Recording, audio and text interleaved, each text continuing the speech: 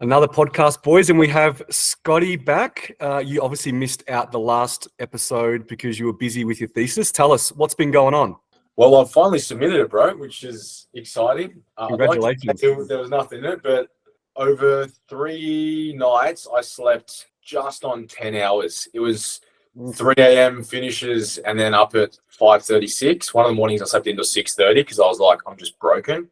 And that wasn't as a result, well, it was as a result of me leaving it to the last minute, but it wasn't intentional because I obviously had within crossover design, so each participant had to be tested twice. And so I wanted to make sure I had as many participants as I could to be eligible to use their data within in the study.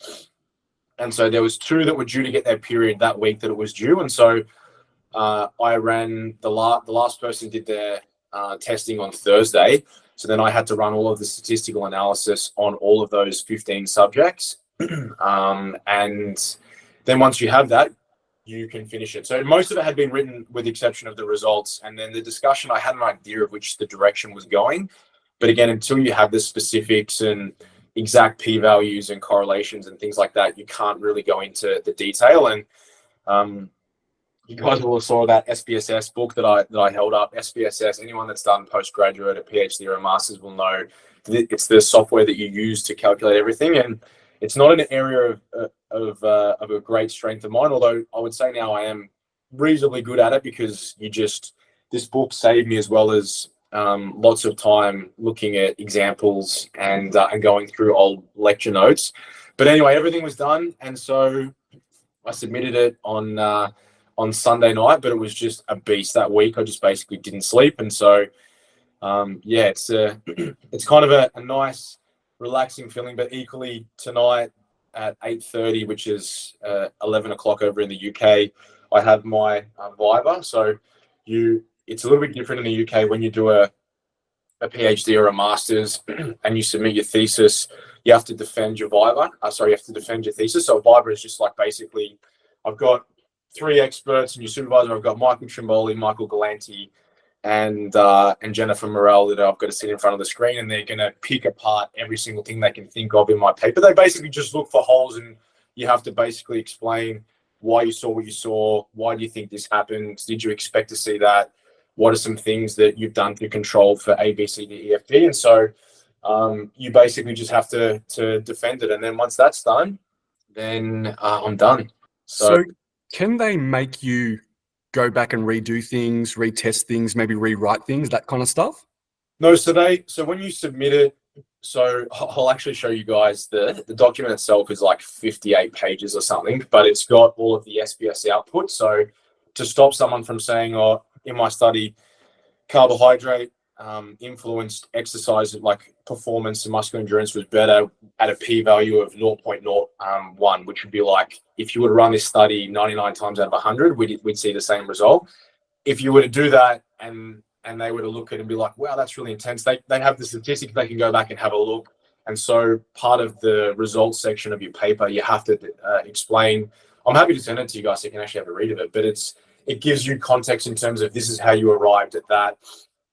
And obviously, if it didn't add up, but it does, but if it didn't, then they would be able to identify that the statistics don't match. Or if you didn't attach your outputs, they would be able to see that you didn't see that. But equally, they might have questions around, like I also looked at as a secondary measure, the influence on perceived recovery at 24 and 48 hours post. And there was also an influence that carbohydrate had on that. But one of the things that I didn't allow for in my study was isocaloric condition. So the difference between, I looked at habitual intakes as well as my high carbohydrate intervention. So some of the participants were eating close to 3.5 to 4 grams per kilo body weight, but others, like I had a couple of females that were on like 1,400 calories. And so when we look at the results, and this is something that I speak about and reference in the paper, is it as a result of high carbohydrate or is it as a result of the increase in energy intake? Because the means of energy intake for habitual was around about 1,800, 1,850 versus the high carbohydrate intervention was like 2,480 or something like that. So there's a discrepancy. So the only way to truly know would be, let's run that study again, but under isocaloric conditions. So you would have a habitual group, so to speak, but the caloric intake is the same, but you would match it with a different macronutrient, i.e. fat, and then you would test them again under high carbohydrate. But I tend to think that it is still carbohydrate and not the increase in energy, because those that were still consuming a decent amount of carbohydrate performed better under the higher carbohydrate conditions. And I allowed for everything, as in caffeine, made sure they didn't train the day before, the day afterwards. So it was as controlled as it could be, and it was randomized. So some people, I used blockchain to be able to identify who would go first. So you might have done high carb first, and MG might have done habitual first. So that way, you can't say, well, it was as a result of skill acquisition that the participant performed better. So yeah, there is some pretty significant findings in there, but equally, the other limitation is I only had 15 participants eventually that I could use, because there were 3 who they forgot to let me know in their cycle. There was a couple that had to pull out to injury, and then there was 2 that just didn't get their second one in time. And so we're actually going to elongate the period of data collection so that I can still continue to recruit more to be able to get the goal of 34. So whenever you run a study, you use a G power sample calculation that gives you an idea based on what I'm doing, how many participants do I need. And so 34 was the required, and I think I can get that over a year. But the other caveat to that is the other 2 studies that have looked at what I looked at, they had 6 and 9, and I've had 15. And one showed an improvement and one didn't. Mm-hmm. So, and the one that didn't also had athletes that were not controlled for oral contraception, whereas I had. So okay. I've controlled for as much as I can, and equally mine is in a very specific demographic of athlete. All of them have X amount of resistance training experience, and you would also probably say that they have a higher nutritional literacy, being physique athletes. So yeah, so it's going to be there's always like a little bit of apprehension, because I know that it's there and everything rides on this, but equally I've been looking at these values and I know this inside out, so I'm sure it'll be okay. But it's like one of those things, you still don't know until you've done it. So once that's done, I'll just be a new man tomorrow. I was just picturing, I was like, yeah, how are you doing the calculations? It must be computerized. Like, it can't be like Scotty, like in that movie Beautiful Mind with Russell Crowe, where he's just like, he's in the shed with all the papers and he's just writing on the whiteboard, going a bit crazy, a bit mental. You must pop them into a system, right? And it spits out the values, right? Yeah, so this book here, SPSS that I was bringing up. So SPSS is just a software package that you use to be able to use for statistical analysis. And so depending on whether your data is normally distributed, or if it's not normally distributed, you use this test or that test. And depending on how many different variances you're running, depends if you use a tail test or if you use a t-test or you use an ANOVA. So without going into too much of it, there's like lots of different directions that you can go, but equally it's one of those things you pick it up pretty quick. But it's like, yeah, it's just so meticulous. Like if you make one minor error, it just fucks everything up. And equally, the way that the data has to be laid out to go into the actual software is obviously very particular as well. So, but yeah, so that's awesome, man. Well, proud of you, bro. I know you put a lot of work in and spent a lot of time on it. Obviously, all the work that you did overseas, coming back here, still doing the study, and trying to juggle your life and everything else that goes with it. I'm really, really proud of you, man. So absolutely awesome. Can't wait for it to all come out and be public. Thanks, man. I appreciate it. Well, I'll send you guys over a call if you're keen to have a read of it. Equally, there's some applicability to all of our athletes that we work with females. That's why I think it's really good that there's just such limited research in this space. And equally, females are so underrepresented in sports science literature. So I think, to have something that hopefully can, again, this is not a blanket statement, we need more research in this space, but to at least like get the ball rolling, and hopefully there's more in this. It'll be exciting, which is good. That's awesome, man. All right, MG, give us a little bit of an update. Are we going to see Talia this weekend at the show? Man, you saw the headphones that I was holding. I went and got the move from Baby Bunting. So coming to the NBA show on the weekend, keep an eye out for these sweet little pink ear protectors. You will see Talia in the afternoon, man. How exciting. I can't believe it's show week. I said to me just before, like, I have a high level of excitement and also a high level of nerve, but something internally is telling me that the nerves feel good. Maybe it's just because of emceeing this time around, which is puts me a little bit more in it as well. But I can't wait, man. I've got goosebumps talking about it now. Mm. So it's gonna be a crazy week, and I'm also excited that it's a Saturday show too, because it means we'll have Sunday to kind of digest it all and not just kind of have to get straight back into the grind of waking up and check-in. So I think the first show is set up well. I mean, we can kind of announce on air now that it is by far the biggest state Victorian show that's ever happened. There's some divisions that are that we don't want to give too much away, but there is a division that has 20 entrants in the one division, which obviously we're going to split into smaller classes. But it's an exciting start to what is kicking off this bodybuilding season, not just for us but for the industry. And I think it just shows how good of a state natural bodybuilding is in the country. Yeah, it's when we start to see the numbers, and also we're speaking about the quality of the athletes that we're seeing at the workshops and things like that. It makes it super exciting. Like, I can't wait to meet all the athletes at Athlete Check-In on Friday, but then also see everyone on stage on Saturday. It's going to be a hell of a lot of fun. And also this time around we get Scotty. He's been away for season A. He missed out, so it's going to be good to have Scotty there too, enjoying it, and also seeing the fruits of his labor too. Everything that he's done for the Fed whilst he's been here too. So it's going to be a lot of fun. It's going to be heaps of fun. For everyone who's jumped on board to support us, maybe hadn't considered doing a show with us previously and now is, and we hope that we've delivered to you thus far an exciting journey leading up to the show, and we can promise that Saturday it's going to be something pretty damn special. So it's going to be awesome. Can't wait. All right, let's get stuck into some questions. We've got a fair few. Obviously they're all going to be like peak week and show related. I'm going to kick off the first one. It's actually about pro cards. I never considered this, so it's really, really interesting. It said, if you win your pro card but choose not to accept it and continue as an amateur, is it possible that you are blocking others from getting their pro card? So, and when I was reading that, I was like, potentially, technically, it can happen where, imagine someone gets a pro card, says, "No, don't want it," goes to the next show, keeps doing it every single season, just keeps blocking people from getting their pro card, but never accepting it. It's technically going to happen. I've never seen it happen though. But would it then be awarded to the one who the runner-up overall? Would it then fall to the next person? I don't really know. Because I have seen it happen. So when I won my pro card in Physique in 2020, Benny Hightower won the overall Mr. Australia, and he chose not to accept it. And then he did the next show, which was Bendigo, and then won that, and then he accepted it there. Yeah. So did the person that came second to him get the pro card?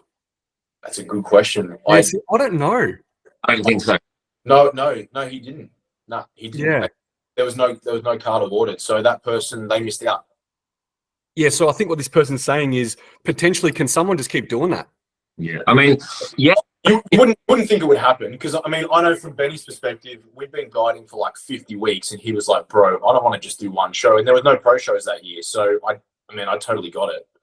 But yeah, I think if you were wanting to just do one more show and it was a situation like that, but otherwise, I couldn't see it happening unless you were just someone who doesn't want to be able to, or doesn't want to have to, play by pro rules, and you've got to uphold your pro card for X amount of time.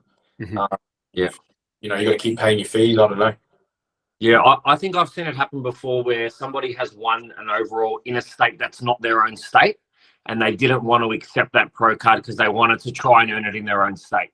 Which might be the weeks after that, which I also get. I think common sense would ultimately, in the long run, prevail. And if a federation was like, "Okay, you've done this 4 times now, we're now going to award it to the next person." So, yes, you could do it, but again, for the same reasons, all of us have been around for, let's call it, a decade, and it's only happened as like a one-off in circumstances that are well and truly justified. Mm-hmm. Yeah. Okay. The next question was, is there no Masters Pro? This is for NBA. Is there no Masters Pro cards for men's fitness and women's bikini? I can't remember you guys giving it out in season A, or is it just for bodybuilding? Masters Pro cards are based on merit. So the judges decide at the nationals whether that person in the Masters division, which is in the amateur division, whether they are pro card worthy, and then they'll be given a Masters Pro card. Mm-hmm. It's for all categories. Yeah, it's for all the categories. Yeah. All right, let's go through this one, which is a good question. It's a little bit long, but I'm going to read it out. So just bear with me a little bit. They talk about how much they love us and the potty and all that kind of fun stuff. But then they say, when carbs start to increase in peak week, what carb sources do you recommend that digest easy, are low in fiber, and low risk for distension? For context, a lot of females are often on low calories and low carbs for the weeks leading into it. Now introducing more carbohydrate, what do you think would be the best source for them to have? What do you think, Scotty? There was also a question about, I'll just add on to this because it may answer the question too, low FODMAP carbohydrates for people with IBS in peak week. What do you think, Scotty? I think firstly, it doesn't make sense to introduce different foods or different carbohydrate sources that you haven't been consuming. I think if you're someone that hasn't really had a lot of refeeds or a lot of carbohydrate, you probably need to look at allocating at least a day or a time where you're pushing in a little bit more carbohydrate, just to make sure that everything agrees. So for example, some of my guys, classic guys that are going to be competing, we use gels more or less on the day just to help top up some liver glycogen, and also just to be able to push in carbohydrate without having to have a lot.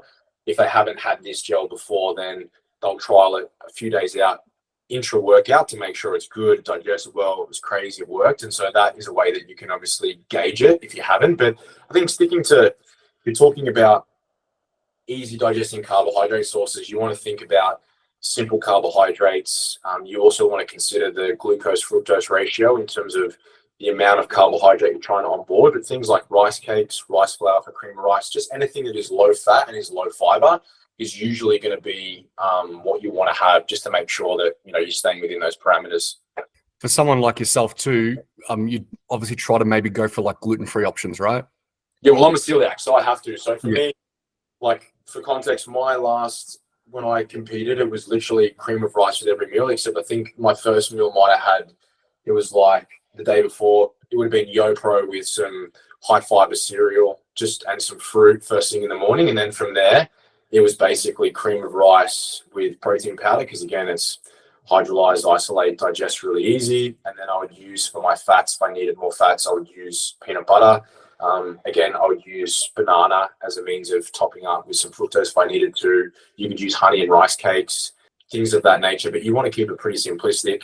I think if you're a celiac or you want something that's low FODMAP, I think you can't go wrong with a rice cake or a rice flour, just because, again, it's so easy to digest. And the other reason that I really like cream of rice, you think about, what's required to get carbohydrate into the blood and get it in where you need it quickly. You need fluid. You also, to an extent, you may need some sodium, depending on what your diet's consisted of. So using, it's very easy. If you're weighing out your salt, you can tip that in and mix as well. If we think about, you need, roughly 2.7 to 3 mils of fluid to partition a gram of carbohydrate. It's easy. If you're having 80 grams of rice flour and you're going to mix that with 300 mils of water, you're ticking off that box. You're pushing in what you need to push in. It digests well. Again, if you want to make it more volume, then you make sure your water is boiling hot, because it creates more consistency. If you don't want it, you let it cool down a bit more, and the actual volume of the meal is very, very light, and it just ticks all those boxes. So I think you just want to stick to that. But equally, I don't think the time to trial new things is during peak week, and where people introduce, I'm going to have lollies or I'm going to have that because they're fast digesting carbs. But equally, if you're not acclimated to that carbohydrate source, then there's a good chance that you might get some distension, you might get some disruption to gastric motility, and potentially some GI distress. So I think you just want to keep things as basic and simplistic as possible. And you mentioned carbs on show day, and you said something about gels. Is there anything else that you normally are your go-tos, and the gel that you're talking about? So I use gels. So again, advantage of one of our sponsors at Saracens was SIS, and so I got to know the SIS crew very well. And equally, we typically, they use more so in endurance athletes, but there are some certain gels that have the right blend of glucose, fructose, and the right ratios to maximize entry into the bloodstream with minimal GI distress. And so, again, some of the benefits that I picked up working around people that are, a lot smarter than I am and using that, we would use it for fueling athletes, but I also use it as an opportunity to fuel my own athletes. And so that, as well as, like I said, the rice cakes is a pretty easy, simplistic way to do it. But when I think about show day, ideally everyone has muscle glycogen, saturation levels well and truly topped up. And I think one of the biggest mistakes that so many athletes make and so many coaches make, thinking they're going to feed shitloads of carbohydrate, especially with females. Like the average male, you're looking at, depending on muscularity, 300 to maybe 700 grams of carbohydrate to saturate muscle glycogen levels. So when you hear about guys that are lucky if they're 65 kilos wringing wet, needing 1,200 grams of carbohydrate back-to-back days, it's just not necessary. And even females, it's the same thing. And you think about the last few days leading into a show, athletes shouldn't really be doing too much. So that carbohydrate is not going anywhere. So ideally, you're topping up levels, and then, well, at least the approach that I take, I want to have levels pretty much topped up, and then I'm feeding them the bare minimum, some fiber maybe in that first meal so they can have a bowel movement. And then from there, it's about just, topping up liver glycogen and just keeping them at bay. And then again, using our pump ups as a test to make sure that what we need is where we need it. And obviously, again, making the most of the look. If you're having to feed heaps of rice and heaps of other carbohydrate sources that are going to take up room, in the small and in the large intestine, then you're going to have an athlete feeling heavy and bloated, versus you want them to be feeling like almost I'm really hungry when they're on stage, but equally they feel super light and they're good to go. Yeah, makes complete sense. How about you, MG? What are some of the go-to things that you would have for show day, carbohydrates, or even during peak week? Yeah, man. So like typically I use white rice a lot. I think what I see a lot of people do is like they get all this extra volume and they want to add things like, I can have 700, 800, 900 grams of spud light potato now, but I'm not thinking about what the potential trade-off to that would be. So I like to keep things exactly the same, just increase grammages. I use all the same things that Scotty uses. Show day morning, I keep it pretty simple. Most of my athletes do the same thing. It'll be small serving of white rice, a little bit of banana, and maybe some chicken as well with some peanut butter if required.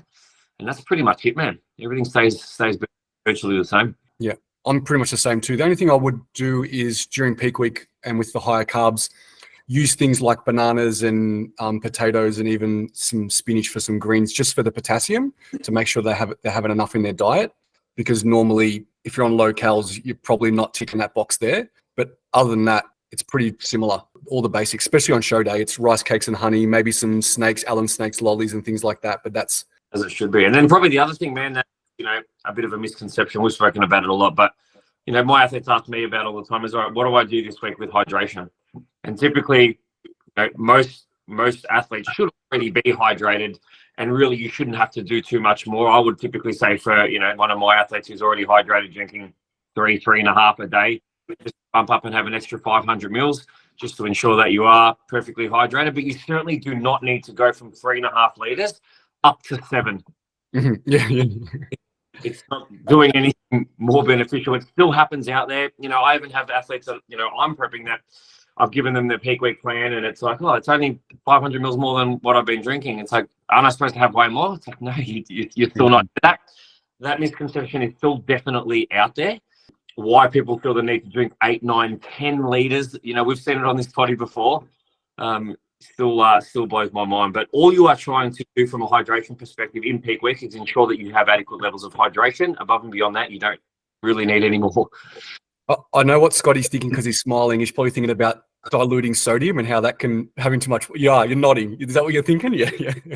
Well, all you're doing is diluting the tonicity of your blood plasma. And so anyone that is doing that, just go back and list some of I feel like we should have a list of episodes. I reckon I've spoken about, osmolarity, concentrations, and diluting plasma and things of that nature, at least on 10 different episodes. So surely we have a what's it called? A list of all of those where you can go back and have a look at them so that people know a reference list, because that is one of the most common topics. But equally, I think anyone that's not sure, a nice easy blanket rule is if you go off around about 40 mil per kilogram of body weight, that's roughly where you're going to be at in terms of what you need. Yeah, So awesome. if you're 55 kilos, 2 to 2.2 liters is going to be fine. But equally, if you're on at 10 a.m., you don't need that amount of water. You might have some fluid early to hydrate if you've woken up.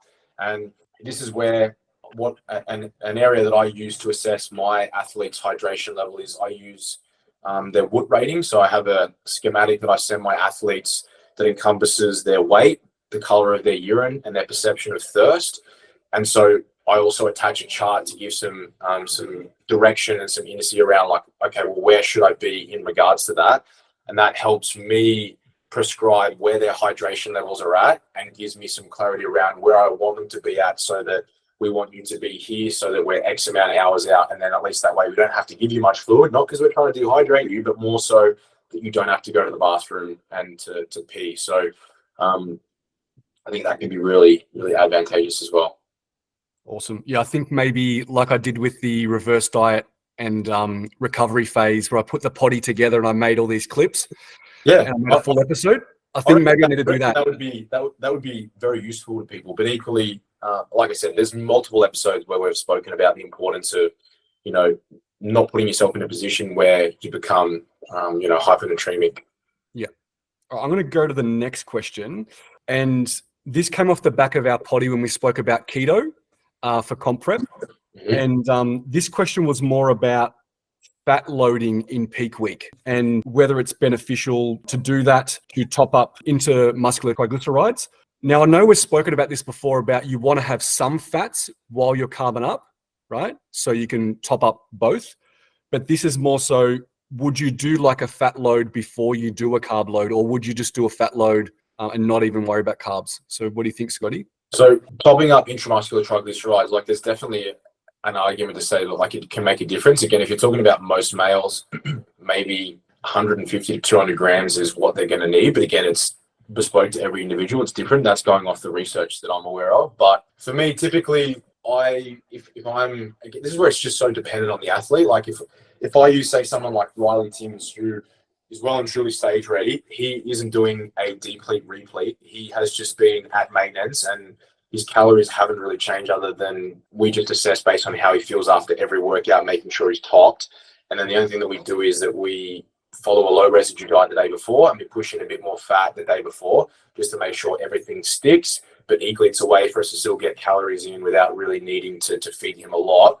But while I'm pushing in more carbohydrate, I don't necessarily want a high fat diet because it delays gastric motility. And the whole point of what we're doing is trying to get this specific macronutrient. We want to get it across the intestinal membrane into the bloodstream so that it can be absorbed by the tissue. So I think if you were running a deplete replete, then it would make sense if you were going to push fats and you wanted to top up IMTGs, then you would do that earlier in the week. And then, people talk about and there is such thing as a supercompensation effect where depleting and then you get a super physiological result as a result of pushing in, or you're more susceptible to take on board more carbohydrate.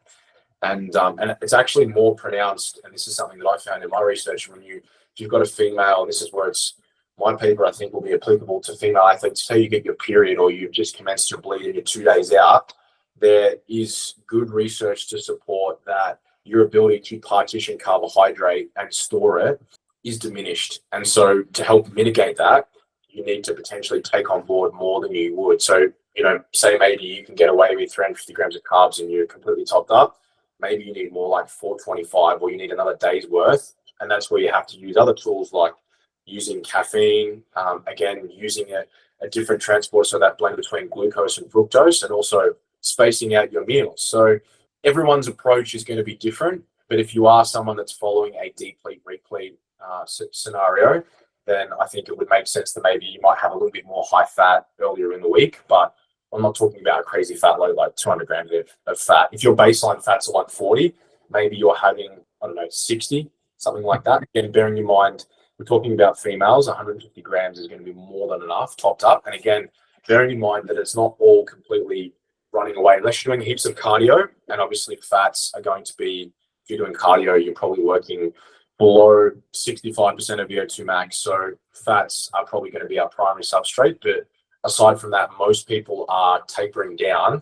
So you're not going to see an abundance of expenditure. So it probably makes sense to do it that way. But again, I wouldn't be raising them by like 2-3 fold. You might just, maybe 1.5x it. Yeah. Back on what you said about when women are during their cycle, how they're not being able to store and partition carbohydrate. Do you think that's hormone related? Because during that time, normally the hormones are back down to baseline. Yeah, so what happens is, if we talk about the pretty picture, which I can also testify, it's not what you see in the textbooks. Everyone thinks that you have a nice, beautiful 28-day cycle and it's 7, 7, and 7. And one of the things that, this is one of the sayings I have around the menstrual cycle that I've come to learn, that the most consistent thing about the menstrual cycle is its inconsistency. We've seen examples where when you take a blood draw and equally, if you're using calendar tracking, it doesn't add up. Even if you're using LH strips to try and gauge where serum levels are at, again, it doesn't add up. But if you're taking blood draws, we've seen that you could have someone who they spend X amount of time, that you can get all of the amount of time in terms of days that they're in each specific cycle. Maybe they ovulate, and then the next month they may have an anovulatory cycle, which means that they don't ovulate. And the times that they're spent across each of these specific 7-day cycles, it just doesn't work like that. And it's different within different subjects, and it's different within the same subjects from cycle to cycle. So it's really hard to gauge that. But in that early follicular phase, and this is why we do see the inhibition of glycogen synthase, which helps us to partition carbohydrate. The reason that we see that decline is because estrogen and progesterone levels are low. And so what happens is, during the early follicular phase, they're both low. And then as we enter, towards the end of the follicular phase, estrogen's rising. And then ovulation occurs when we hit peak estrogen levels. And it's essentially characterized by an acute spike in luteinizing hormone. And then what happens is estrogen comes down. But while all of this is going on, progesterone is gradually rising. And then our mid-luteal phase is characterized by, we see that spike in progesterone, and there's a second rise in estrogen. And then what happens is both of those levels plummet. And then obviously we enter that early follicular phase, and then you have a bleed. So that is why, because those levels are lower, and there is some research, and a lot of it's in rodents, but that estrogen is potentially more anabolic. And so that's why you see that reduction in those other, those proteins not being able to help partition that carbohydrate. So that's where, if you were in that situation, perhaps you may want to feed a little bit more. And maybe there's some athletes who that applies to them. Again, there's also going to be some athletes who it may not apply because they've lost their cycle and they're already inside out condition. But it stands to reason that when those levels are low, those serum levels are low, that we know that you probably need a bit more carbohydrate. I know we're going down a rabbit hole from the question that was originally asked, which is about fat loading, but I was going to say, I don't even remember what it was. So.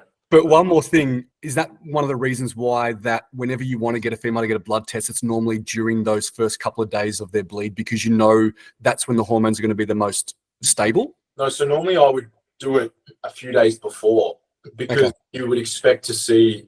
So if I had someone, I would normally try, and again, this is where it can be challenging, because if you're using calendar tracking, you want to try and hit that mid-luteal phase, because you've still got to, again, remember that estrogen goes up, goes down, and then it has a secondary rise, and that also correlates with that peak in progesterone.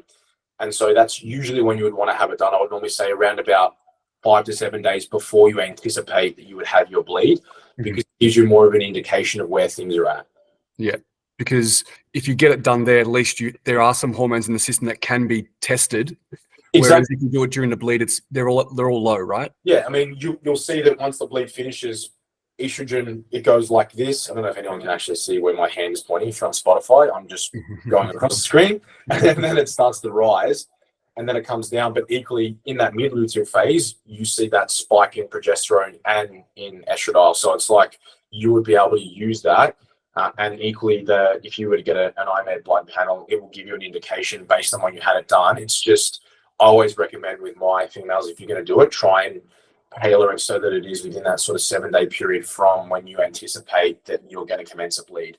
And again, the only way to truly know where you would be at would be to do a blood draw, which is not realistic. So you've got calendar tracking, but there are some of those unicorns out there that do have a very, very consistent cycle. And equally, in my experience, anecdotally, it's usually those that haven't been on oral contraception and they know their cycle very, very well, versus those that, go on, go off, go on, and there's just that, ambiguity.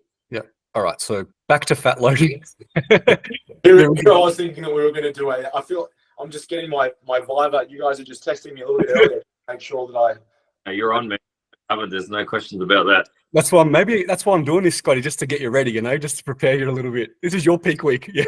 Is it all right or not? No, you're doing good. You're doing good. Thanks, bro. You're good as gold. I think we answered the fat loading question, though. It's not so much you want to fat load. You want to have some fats in your diet during the peak week, but mostly it's a carbohydrate load during that time. All right, next one. So this is a bit of an interesting one. Anxious going into the comp season. My coach has no data on how to carb me up and have been on the same food since March. Last few weeks, he's asked for me to do refeeds and eat whatever I want. I asked whether I should track it or weigh it, and he said, don't bother. What should I do? I have a feeling that I may have already spoken to this person this morning. Okay, cool. So you've got... It's literally the exact question. Okay, maybe look, it's coming anonymously. So yeah, that's it, bro. Yeah. Just context, but did this person say just about to enter the comp season, meaning they're just about to start prep? Well, it says anxious about weeks out. Yeah, anxious about going into the comp season. Yeah. I mean, no data is not a good place to be. I just wonder what opportunities you've missed along all of these refeeds to not take data and to give you the autonomy to just eat whatever you want, I think is quite silly. I'm hoping that's what he said to this person this morning. Do you want to go into anything, Scotty? I don't want to go into the specifics because, like I said, I've already had a consult with this person. Unless there's two of them floating around, I don't know that there is. When was this question asked? Was it earlier in the week? Yeah, it was this week. Yep. Yeah. Cool. Yeah. So, and obviously the goal is never, and my goal is never to try and throw shade or, perhaps whoever this person is, maybe they have their reason, but equally in this day and age, that's just not good enough. Not when we're asking our athletes to give up their time, you're giving up their money, and then to not have any direction, you're flying blind. And equally, opening up lots of other avenues to potentially have a hard relationship with food, in the months that supersede your contest prep journey. But yeah, it's just so far gone now. Like as an industry, we have to be better than that now, where we know that is just, that kind of practice is just not sufficient. And if that's what you're getting, then you deserve to have better information, because giving someone that flexibility, it's like when you still see people who, those clips on Instagram, they do reels where they play someone else saying something really fucking dumb and then they wait for it and then they basically just like pick it apart. Mm-hmm. It's just,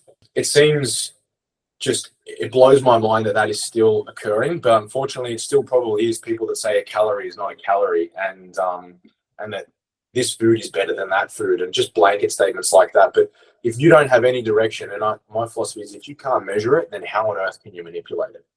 Yeah. So are you going to be able to give them a good ending to their season, a good experience? Is it salvageable, or is it...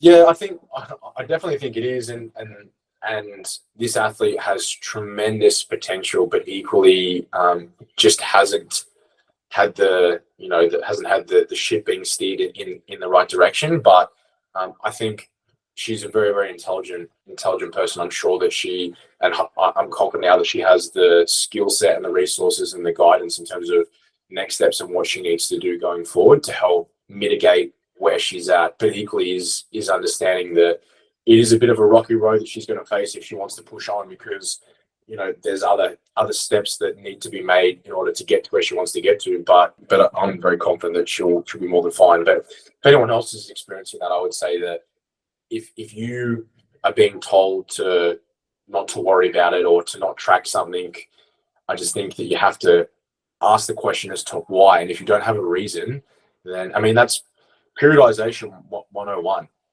If you can't justify why you're doing what you're doing, then you shouldn't be doing it. Well, I'm glad to hear that at least she'll have a good experience, and hopefully she stays in the sport if she's got a lot of potential too, which is good. So it sounds like a good ending to what's been happening. And you don't have to be on a specific meal plan. If you're a coach who gives macros out to your clients, you don't even have to be on a specific meal plan to still want to know and care about this stuff. Like me and MT, we use macros a lot for a lot of athletes, even through prep to a certain point before we sort of take charge. But getting your athletes you a bit of an indication as to what their MyFitnessPal looks like at least once a week, so you can get an idea of what they're taking, and would be a really, really good idea. I wonder if this athlete has worked with his coach for a long, long time. This could have been something that they could have got on top of so many times, but have maybe missed that opportunity to do it. Because let's be frank, right? It takes time. If you want to put someone on a specific plan, you've got to sit down and work out what they've been consuming, what's going to work for them. You've got to build it. You've got to, design it, make it out. It does take time. So, is it lack of knowledge? Is it a little bit of laziness? Is it a bit of all of that? Who knows? But it's definitely something that, should be they should be on top of. At this point in time, I thought you were saying it was the start of the prep season. I'm like, well, you've got time to pull it back and work out, what you want that athlete to consume. But if it's 2 weeks out, you've missed the boat. Mm-hmm. All right, let's move on to the next one. All right, so this one is, I'm 16 weeks post-comp, doing IC and MBA, sports and fitness. I've gained about 8 kilos, but still have a visible six-pack. Although it's not as defined as in prep, is it normal to still have a six-pack at that point in time? I understand that having a six-pack typically depends on body fat percentage, muscular development, genetics, etc. But I've noticed that competitors win without having a six-pack. So is it really important? Also, I've heard that IFBB competitions don't really like people having defined abs. So I'll preface this with, this is actually my athlete, and she's awesome. She's absolutely awesome. So I'll leave it to you boys about what you think about that. Still got a six-pack, 16 weeks post-comp, gained about 8 kilos. Do you need to have a six-pack? Is that what you need to do for sports and fitness? Yeah, I think, first of all, sounds like you've done a good job. 16 weeks post-show, 15% up on body weight, pretty nice place to be in. I'm guessing recoverability and everything is in check. And it sounds like this athlete is maybe a little bit fortunate in where they distribute their composition. So, let's call it genetics. It might be a bit of a blessing. I don't think that to succeed, you need to get that big, that your goal should be to get rid of your six-pack because you think it's not important. I think it is important for your category, fitness specifically, that I think that you do need to have a six-pack. So I certainly wouldn't be, I don't think the trade-off is I can get bigger by getting rid of my six-pack. But yeah, it just sounds like genetically you're kind of a little bit blessed as to where you saw your composition. Probably saw a little bit more in the glutes, a little bit less in the abdomen. Maybe your upper body stays reasonably lean, and like most females, you tend to store it from the waist down. But equally, still with a lot of females, they do still tend to hold some composition through the abdomen. So it sounds like you're just in a good position genetically. I don't think that I keep making it my goal to get rid of my abs, because the trade-off would be that I could get a lot bigger from a muscularity standpoint. Again, your coach would have a pretty good idea of where be from a muscularity standpoint to be in the right place for your category. But if you are fitness and sports, I think having a six-pack visible is a big plus, as long as everything else with your physique is in check. Knowing your coach, sounds like everything would be. I don't think that there's anything specific to IFBB that says need to get rid of your abs. I don't think that that's something to look at. I've looked at, all the bikini lineups that have sort of come across this year for their season B and their season C Vic show. And I think there were girls doing very well, did have abs, but maybe were just really, really good about how they presented it on stage in their posing, to not show the visible separation in their six-pack. I've got athletes myself competing this season who do have abs, but the way that we pose, you're not going to see the separation in those abs. So again, another reason why I wouldn't be trying to get rid of my abdomen. This is probably the first time she's ever done an off-season too with a coach, because I started coaching her after her season. But she is like adherent, executes every day. She's a true athlete. So her food has been built up to something super impressive. And I think it is genetically that she just doesn't hold it in that area. But also it's been a stepwise approach for her to put that weight on. And she still has more weight and more mass to put on for sure, looking at her physique and assessing her physique. So the abs may eventually go, I'm not too sure. But at the moment, she's not out of shape, but she's not lean to, in a sense that she's too lean for where she needs to be in the off season. Yeah, she's I think obviously, MT being a coach, he'll know what point he wants to push you up to. If the trade-off is that you're able to grow and accrue some more lean tissue when you lose your abs, and MT thinks that's worth it, it's worth it. Simple as that. Is this female a pro? Yeah, I know who it is now. Yeah, she has a genetic predisposition to stay very, very lean year round. And that's the way that she is. But equally, there's just some females who are able to function and operate under different levels of body composition. But equally, she also has thick abdominals. So, and equally, you can't choose where you spot reduce, but just one of those athletes genetically who is very, very blessed and is built to be able to do crazy things in natural bodybuilding. So she has those foundations there, and she's got a great coach. So, you know, the sky's the limit. She is one of the most hardest working athletes in the game, and so young too. So it's not that athlete, but all those things that you said are in line with this athlete. Okay, then maybe I don't know who it is. All right, I reckon I know. I'll tell you who it is offline. Okay, cool. In case she doesn't want her name said. I won't say. Yeah, no, that's fine. That's fine. But she's very impressive for her age. Yeah, she's very, very impressive. Yeah. I wasn't there last season, so I don't remember. Yeah, you probably missed it, that one. All right, we've got a little bit of time left. Let's get into some fun stuff. Are we seeing Scotty in classic or bodybuilding divisions in the future, as he's already a pro in fitness and physique? Is that a joke? It's not a joke, it's a question. No, I'm not going into bodybuilding. I'd get destroyed. I'm 6'2". Question: I've sat next to you on the plane many times and wondered how I'm going to fit in that seat because Come on, man. next to me. I'm lucky if I'm 82 kilos ringing wet on stage at 6'2". Most of anyone, if you look at Damo Forrest, who's doing this season, he's a bodybuilder. He's about the same height as me. I think he's like 87 or something. He's a beast. Hey, complete side note about planes. Should we tell that story really quickly about our last Virgin flight? How awesome it was on the way back? Oh yeah. The lady recognized us. Yeah, so we walked in the door, and one of our she's actually an NBA swimsuit pro and an awesome female, trained at your gym MP, top chick. Her name's Lily. Her mum was the cabin manager for our flight, so she saw our drum and she's like, "Oh my god, my daughter won her pro card." So the whole flight we were just, you know, being funny, taking photos with us, and she was so sweet to us, you know, Coke Zeros on the side, an absolutely delightful woman. But we were flying home from Perth. It had been a massive day, and it was just the nicest thing. We hopped on the plane and we were greeted by this beautiful person whose daughter was one of our pros. That's awesome. I know exactly who you're talking about. That's absolutely amazing. Awesome. Yeah, that's a fun story. Man, Scotty, like, you could do classic if you wanted to. Like, I believe you have, well, conditioning, don't even worry about that. That's fine. I believe you have the muscularity for it too. It's more so I've never seen you in classic poses, so I wouldn't know if aesthetically that suits you or not. Do you know what? I can't say I've ever posed in a classic manner, but I still train legs. I love training legs.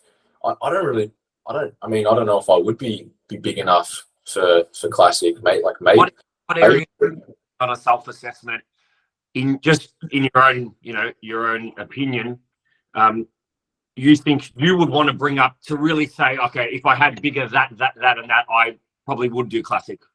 Oh man, everything. I've got gaps everywhere, bro. Like, I know you might laugh, but equally, I'm my own harshest critic. The biggest thing would obviously be I would need to be. I mean, I've got long femurs, and so having long femurs, being tall, I would need to have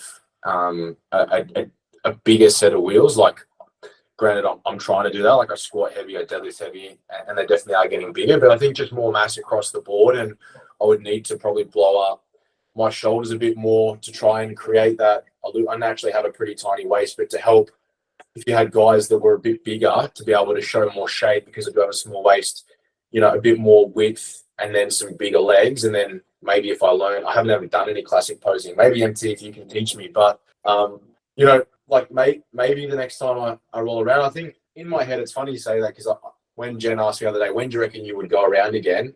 I think having something like, if I was going to maybe consider doing that, would, in my mind, make me want to push harder or work harder. Kind of like last season when I knew I was going up against enhanced athletes, to be like, you need to be working harder than everyone else because you're going in undersized against guys that have got access to things and tools that you don't have. So, yeah, I don't know, maybe.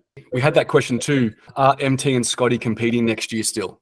So do you know what you're doing, Scotty, when you'll compete? I haven't really 100% decided, to be honest. I think there was a slight inkling, would I maybe next year? But equally, I've just got back from the UK and I've just wrapped up my thesis. And by my own accord, I haven't been as like all in on my athlete endeavors as I usually would. I've still been training hard and doing everything I usually would, but not at the same level that I would usually hold myself to, because I haven't had the time. But I think maybe 2026, I also have the desire to maybe even just go over to Europe, and there's some shows there that I would like to do. I'd love to be able to maybe do WMBF and go to Worlds maybe because they have physique there. But I think it would depend. I mean, what you're doing for your season, like that is also enticing as well.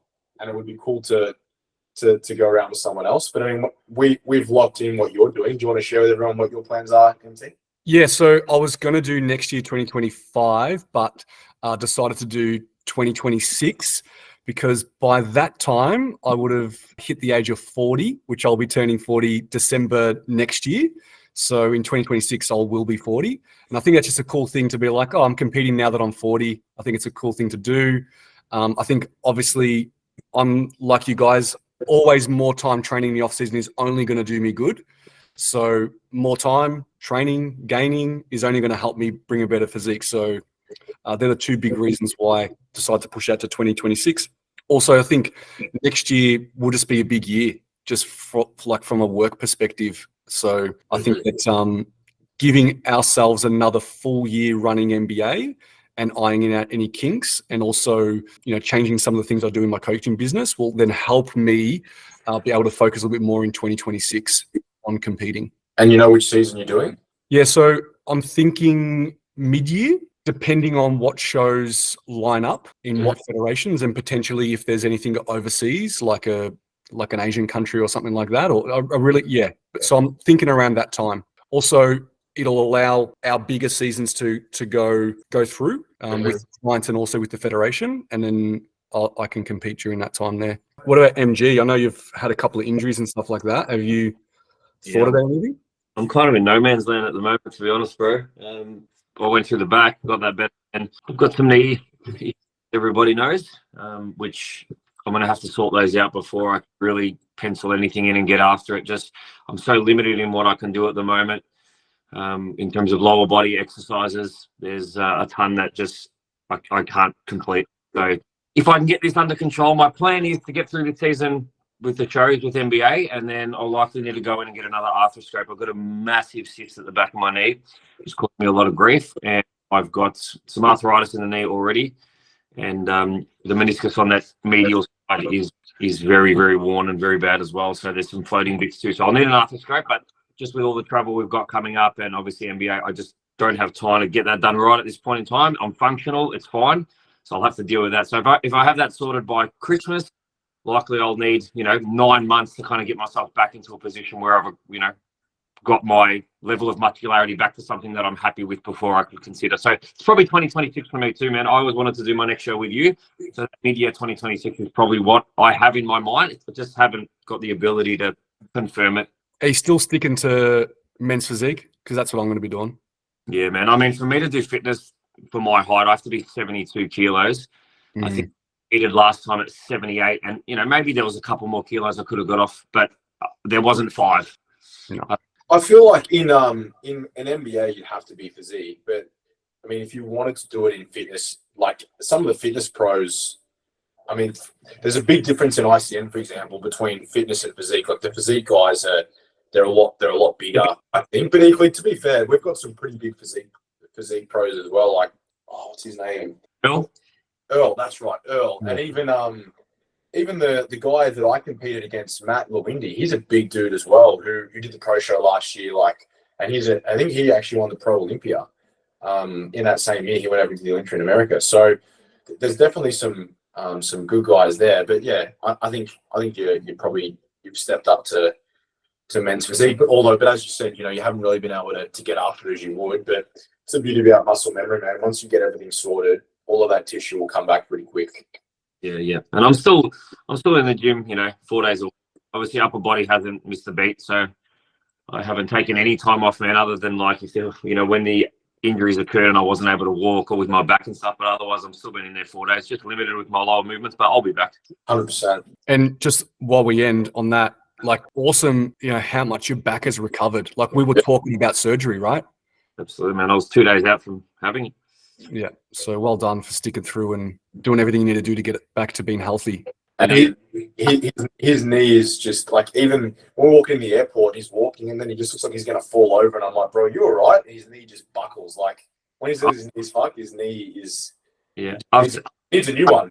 I've had MRIs, ultrasounds. Scotty and I, obviously, Scott put me on the physio Benny who we use, so he tends to forward Scotty a lot of my reports. And if you look at my report, man, it is the knee of, no joke, a 70-year-old man. Like, as I said, I wasn't being stupid when I said you actually need a new knee. Like, you actually need a knee replacement. yeah, that's probably in the next 5 years for sure. So anyway, I've definitely not seen scans like that at someone your age. we've heard it. You're impressing Scotty, mate. How do you feel? Yeah, the funniest thing, man. No, you know what the funniest thing is that I get all the time? It's like all the members of my gym who are all beautiful people and have been with me for 7 years. They're always like, when you have when you dealing with your knee, and my response is, I just don't have the time at the moment. It's functional enough that it's not causing me a shitload of grief. And we are super busy at the moment. You guys know what we're doing. We're meeting every day. But people are just blown away by the fact that I don't feel like I have the time to go and deal with a knee problem that is as bad as mine is. Yeah. Man, I feel you. We spoke about this before, how busy this week is for us. Absolutely crazy. Like, we're running the NBA show, but then we also have athletes that are all prepping for the whole season.